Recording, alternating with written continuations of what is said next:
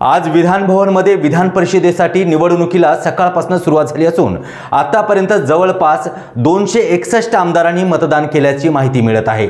आता सध्या काँग्रेस विरोधी पक्षनेते विजय वडेट्टीवार, विधिमंडळ नेते बाळासाहेब थोरात, माजी मुख्यमंत्री पृथ्वीराज चव्हाण, काँग्रेस आमदार अमीन पटेल, कैलास गोरंट्याल, जितेश अंतापूरकर, कुणाल पाटील यांनी मतदान करण्यासाठी निघाल्याची माहिती देखील आमच्या प्रतिनिधी यास्मिन शेख यांनी दिली आहे।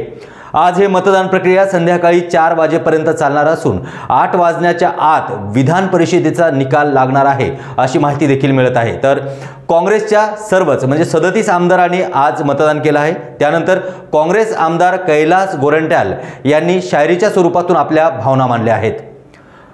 रात भर दिल की धड़कनें जारी रहती है, सोते नहीं हम, जिम्मेदारी रहती है असं म्हणत त्यांनी त्यांच्या भावना व्यक्त केल्या आहेत। आज विधान परिषदचे काँग्रेसचे टोटल जेवढे आमदार आहेत त्यांचं सर्वांचं मतदान झालेलं आहे। काल असं वाटत होतं की 2-4 लोक आमच्यावर नाराज आहेत, पण त्यांचंही मतदान आज झालेलं आहे। मग एवढंच सांगतो की रातभर दिल की धड़कनें जारी रहती है, सोते नहीं हम, जिम्मेदारी रहती है। तर आता आपण पाहतो 1 वाजेपर्यंत 261 आमदारांनी मतदान केलं आहे। अद्यापही 13 आमदारांचं मतदान बाकी असल्याचं या ठिकाणी कळत आहे। भाजपाच्या 103 तर भाजपा समर्थक यांच्या 5 आमदारांचं मतदान झालं आहे। शिंदे गटाचे 7 तर शिंदे समर्थकाचे 8 अपक्ष आमदारांचं देखील या ठिकाणी मतदान झालं आहे। अजित पवार गटाचे 40 तर 2 समर्थक अपक्ष आमदारांचं मतदान झालं आहे। आतापर्यंत म्हणजे 1 वाजेपर्यंत 261 आमदारांनी मतदान केल्याचं माहिती मिळत आहे। अद्यापही 13 आमदारांचं मतदान या ठिकाणी बाकी आहे। भाजपाच्या 103 तर भाजप समर्थक 5 आमदारांचं मतदान या ठिकाणी झाल्याची माहिती मिळत आहे। शिंदे गटाचे 7 तर शिंदे समर्थक 8 अपक्ष आमदारांचं मतदान देखील झालं आहे। अजित पवार गटाचे 40 तर 2 समर्थक अपक्ष आमदारांचं मतदान या ठिकाणी झालं आहे। तर आपण पाहतोय आतापर्यंत 261 आमदारांनी मतदान केलं आहे।